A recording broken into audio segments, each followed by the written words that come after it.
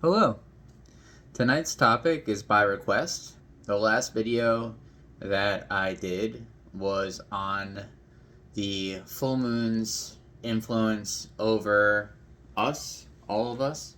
A friend of mine watched that and she was interested in having a video done on the moon's influence on Earth's tides. So that's going to be the topic for tonight. I'm on science.nasa.gov right now, and I'm just pulling bits of interesting information that you all might like. You all know that we have gravity on Earth. It is what calculates our weight. You feel it when you walk. So the moon pulls the Earth towards the moon with the gravity that it has, and it also pulls the ocean towards the moon. So you have the Earth changing slightly in the shape of a football rather than round, and the poles stay the same shape. So you have two high tides and two low tides based on where the moon is, based in the position of the Earth. When the Earth, the moon, and the sun are all in line, you have more extreme tidal variations. And when the Earth, the moon, and the sun are at more of a right angle, you have very subtle tidal variations. The tides do not align perfectly with the moon because the moon is orbiting the same direction as the Earth rotates.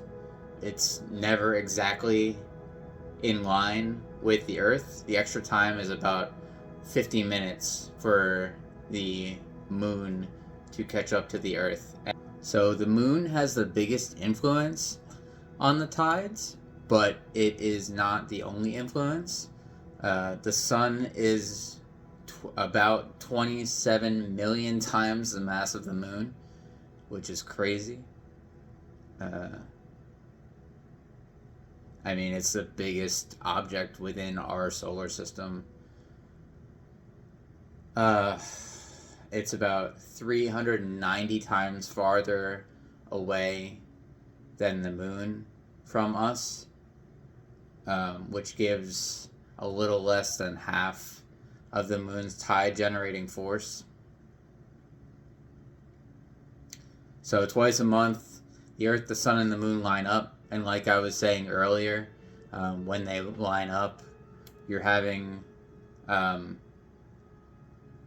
much larger high tides and low tides. And then a week later, when the sun and the moon are at a right angle, the sun's gravitational pull works against the moon's gravitational pull and partially cancels out the tides. Very cool.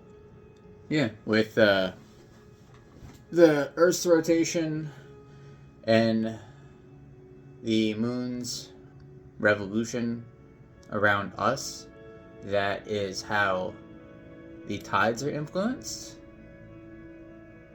If you go to the beach often, you'll see how interesting it is to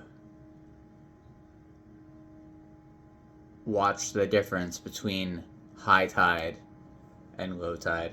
I used to surf years ago, and I need to get back into it, but the tides were extremely important. With low tide, you didn't get that great a surf. So that is tonight's topic. I hope you all enjoyed.